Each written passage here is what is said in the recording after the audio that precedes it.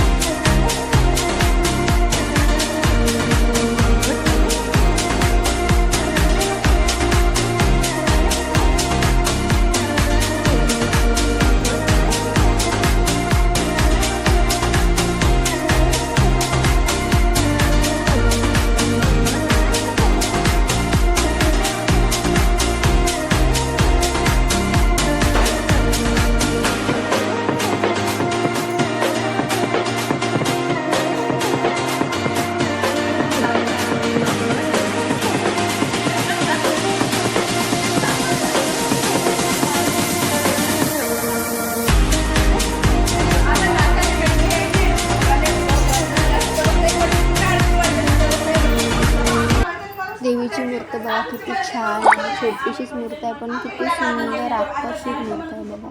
किती छान वाटू राहिली आहे.